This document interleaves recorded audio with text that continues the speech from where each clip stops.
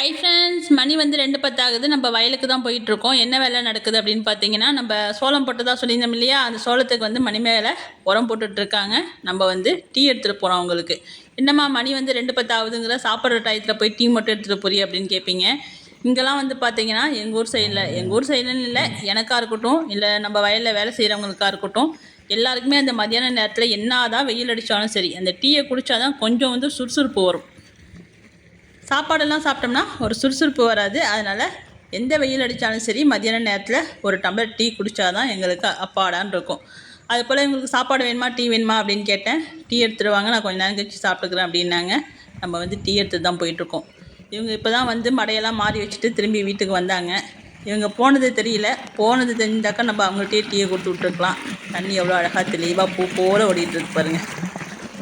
கொல்லையில் நிறைய பேர் வேலை செஞ்சாக்கா போய் வடை வாங்கிட்டு வந்து கொடுப்போம். இன்றைக்கி வந்து மணிமேகலை மட்டும்தான் வேலை செஞ்சிட்ருக்காங்க. அவங்களுக்கு வெறும் டீ மட்டும் போதும். கொஞ்சம் நேரத்தில் வந்து வீட்டுக்கு வந்துடுவாங்க. அப்புறமா நம்ம சாப்பாடு கொடுத்துருவோம். இவ்வளோ நாளாக பார்த்திங்கன்னா நமக்கு கொஞ்சம் கூட நேரம் இல்லாமல் வேலை இருந்துக்கிட்டே இருந்துச்சு. இப்போ ஒரு வாரமாக நம்ம வந்து ஃப்ரீயாக இருப்போம். என்ன காரணம் அப்படின்னு பார்த்திங்கன்னா, நம்ம கத்திரிக்காயெல்லாம் ஓட்டியாச்சுப்பா. கத்திரி வயலை வந்து 2 வயலும் ஓட்டி முடிச்சாச்சு. ஏன்னா அறுவடை வந்து முடிஞ்சிடுச்சு. அதனால் கத்திரி வயலை ஓட்டிட்டு இதில் வந்து கம்பி வரைக்க போகிறோம். இப்போ தண்ணி ஓடிட்டு இருக்க வயலெல்லாம் வந்து சோளம் போட்டிருக்கோம். 2 வயலில் வந்து இன்னும் சோளம் முளைச்சி வரல. மீதி வயலில் வந்து சோளம் வந்து முளைச்சி வந்துச்சு. முளைச்சி வந்த சோளத்துக்கு தான் மணிமேகலை வந்து உரம் போட்டுட்ருக்காங்க. இது வந்து நேற்று தான் போட்டோம் அந்த சோளம். அதுக்கு வந்து தண்ணி ஓடிக்கிட்டு இருக்கு. அதாவது தண்ணி விட்டு எல்லோரும் ஊனுவாங்க, நாங்கள் ஊனிட்டு தண்ணி விட்டுட்ருக்கோம். தண்ணி வந்து பார்த்திங்கன்னா 2 பகுதியாக வந்து பிரித்து விட்ருக்கோம். 2 வயலுக்கு ஓடிக்கிட்டு இருக்கு. ஒரே பகுதியாக விட்டோம்னா பைப் லைன் வந்து வெடிக்குங்கிறதுனால 2 பகுதியாக வந்து நம்ம எப்பயுமே தண்ணி விடுறது. இதான்ப்பா போர் கொட்டா. இங்கேருந்து தான் வந்து தண்ணி பாஞ்சிக்கிட்டு இருக்கு. அடிக்கிற வெயிலுக்கு தலையில் துண்டை போட்டுக்கிட்டு என்னாலேயே நடந்து வர முடியல. இதில் எனக்கு 2 பாடி கார்டு வேறு. வீட்டிலேருந்து பொந்துன்னு வராங்க. சாப்பாடு வச்சேன், சாப்பிட்டுட்டு கம்முன்னு படுக்க வேண்டியது தானே. எல்லாம் சாப்பிட்டுட்டு எனக்கு பாதுகாப்புக்கு வந்துக்கிட்டு இருக்காங்க. அதுங்களுக்கு காலும் சுடுது, மேலும் சுடுது, மூச்சு வாங்குது. மொத்தம் 5 பேர். இதில் 2 பேர் மட்டும் வந்துட்டுருக்காங்க. 3 பேருக்கு நம்ம வந்தது தெரியல போல இருக்குது. கூட வரத்தோடு இல்லை, நான் நின்றுனா நின்றுக்குதுங்க. அதாவது ஏதாச்சும் வயலில் வேடிக்கை பார்த்து நின்னா நின்றுக்குதுங்க. நடந்தாக்கா நடக்க ஆரம்பிக்குதுங்க. இன்னொரு பக்கம் தண்ணி இந்த பக்கம் தான் பிரித்து விட்ருக்காங்க. கருப்பு ஓசு போட்டு இந்த பக்கம் பிரித்து விட்டாச்சு. இதுலேயும் எவ்வளோ அழகாக தண்ணி ஓடுது பாருங்கள். சோளம் வந்து இந்த வயலெல்லாம் முளைச்சிடுச்சு. நம்ம வந்து சோளம் வந்து எட்டக்க தான் போட்டிருக்காங்க. நான் ஊனத்துலேருந்து இன்றைக்கி தான் வரனே. வயலுக்கு வந்து இன்றைக்கி தான் வந்து பார்க்குறேன். ரொம்ப எட்டக்க போட்டு வச்சுருக்காங்க. இடையில இன்னொரு லைனே ஊனிருக்கலாம் போல இருக்குது. இதுக்கு வந்து தண்ணி பாஞ்சிக்கிட்டு இருக்கு. தண்ணி வந்து பார்த்திங்கன்னா அது இஷ்டத்துக்கு எனக்கு நான் பாஞ்சிக்கிட்டு இருக்கு. ஏன்னு வந்து பார்த்திங்கன்னா அவங்களால வந்து நின்று கட்டுறதுக்கு முடியல வெயிலில். 2 மடையாக வந்து வெட்டி வச்சுட்டு வந்திருக்காங்க. அது இஷ்டத்துக்கு பூந்து உடச்சிக்கிட்டு முடிக்கு மேலே ஓடிட்டு கிடக்கு. அதுக்கு முன்னாடிலாம் அவ்வளோ அழகாக வேலை செய்வாங்கப்பா. அவங்களுக்கு வந்து வெய்ய ஒத்துக்க அதனால செய்யறதுக்கு முடியல. நம்மளும் வந்தாச்சு, மணி மேலே கிட்ட வந்துட்டோம். தண்ணி ஓடும்போதே உரம் போட்டாக்கா போட்ட இடத்துல அப்படியே கிடக்கும்.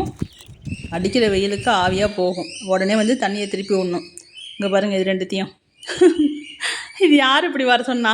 நான் வெய்ய தாங்காமல் நான் நிற்கிறேன். என்னோடய நேரில் அவங்க 2 பேர் ரெஸ்ட் எடுக்கிறாங்களாம். காற்று வந்து பார்த்திங்கன்னா சூப்பராக வயலெல்லாம் காற்றடிக்குது. ஆனால் அடிக்கிற வெயில் மேலே வந்து அப்படி பத்துது. பாவம், இது 2 நாளையும் வரவே முடியல. ஆர்வக்கோளால் ஓடியாந்துட்டு அவசப்படுறாங்க. நம்மளும் இதுங்களுக்காகவே கொஞ்சம் நேரம் நின்றுட்டு மணிமேகலை டீ குடிக்கிற வரைக்கும் இருந்துட்டு நம்மளும் திரும்பி வீட்டுக்கு கிளம்பியாச்சு. இப்போ ஒரு 15 நாளாக கிட்டத்தட்ட வந்து பார்த்திங்கன்னா அப்படியே மப்பு போட்டுக்கிட்டே இருந்துச்சு. வெயிலே காமிக்காமல் அப்படியே இருந்துச்சு, ஒரு தூரல் போட்டுக்கிட்டே. இப்போ 2-3 நாளாக நல்லா வெயில் வந்து வச்சு செய்யுது. அக்னி வெயிலெலாம் தாண்டி அடிக்குதுப்பா. நம்மளும் வீட்டுக்கு கிளம்பியாச்சு. வழக்கம் போல் பின்னாடி 2 பேரும் வந்துக்கிட்டு இருக்காங்க. வீட்டுக்கும் வயலோட தூரமும் ஒரு கிலோமீட்டர் இருக்கும். கண்டிப்பாக வந்து 1 கிலோமீட்டர் இருக்கும். இவ்வளோ தூரம் அதுங்க 2 நடந்து வந்துக்கிட்டு இருக்கு பாருங்க அந்த வெயிலில். இதுக்கே 2 எலிக்குட்டியாட்டம் கிடக்கு. நான் வீட்டை விட்டு வெளியில் வந்துட்டேன்னா என் பின்னாடி ஒரு 4-5 நாய்க்குட்டி இல்லை ஆட்டுக்குட்டி ஏதாச்சும் பின்னாடி வந்துக்கிட்டே தான்ப்பா இருக்கும்.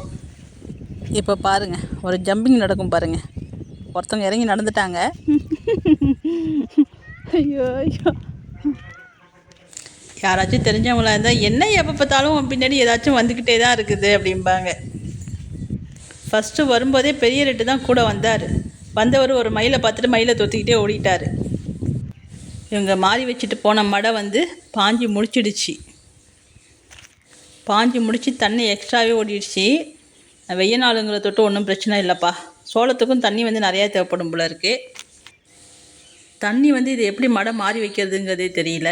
ஏன்னா இவங்க வந்து இந்த பாத்தியில் வந்து மடையை வந்து விட்டு வச்சுருக்காங்க, வாய்க்கால் விடாமல். எனக்குமே வந்து பார்த்திங்கன்னா மடையை எங்கே மாறுதுனே தெரியல, ஏன்னா அப்படி ஓடுது தண்ணி. இவங்க 2 பேரும் குளித்தாங்க. ஒருத்தவங்க மட்டும் முக்கால் குளியல் குடித்தாங்க, ஒருத்தவங்க காலை மட்டும் நினச்சாங்க. பார்த்தா 2 தண்ணியில் பிடிச்சி அழுத்தி குளிப்பாட்டி விட்டாச்சு. எல்லாம் குளிர் காஞ்சிக்கிட்டு இருக்காங்க 2 பேரும். முடியை காய வச்சிட்டு இருக்காங்க. இங்கே பாருங்கள், அந்த மனையிலேருந்து இதுக்கு வருது, இந்த மனையிலேருந்து அந்தாண்ட போகுது. வாய்க்கால் வழியாக தண்ணி வரல. நம்மளும் யோசித்து பார்த்துட்டு இது சரிப்பட்டு வராது அப்படின்னு நினச்சிக்கிட்டு நம்ம ஃபோன் அடித்து கேட்டால் தான் நமக்கு புரியுன்ட்டு ஃபோன் அடித்தேன்.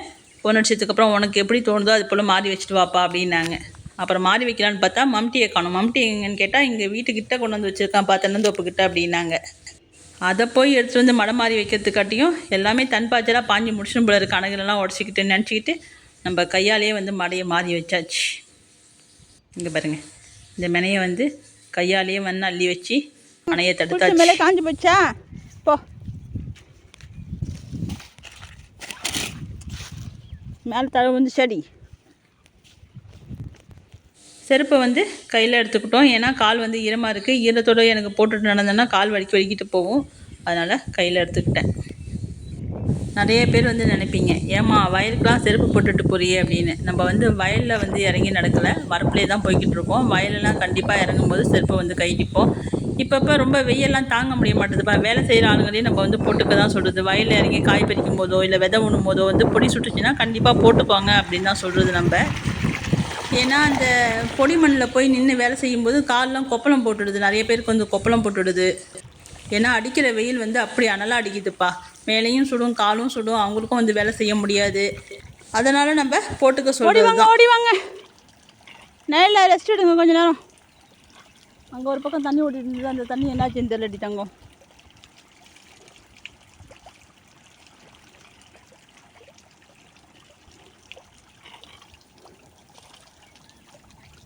உங்களுக்கு நிறைய தேவையோ இல்லையோ, எனக்கு தேவைடா. வாங்க. யார் இப்படி வர சொன்னது உங்களை?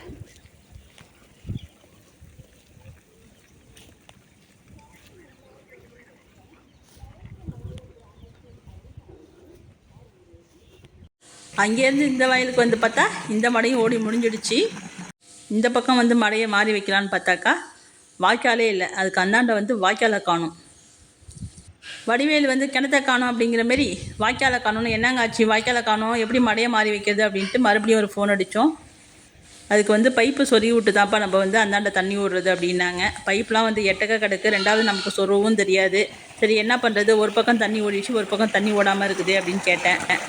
நீ வந்து இன்னொரு பக்கம் வந்து தண்ணியை திறந்து விட்டுட்டு நீ இந்த பைப் லைனை வந்து மூடிட்டு வாப்பானாங்க. நம்மளும் பைப்பை மூடியாச்சு.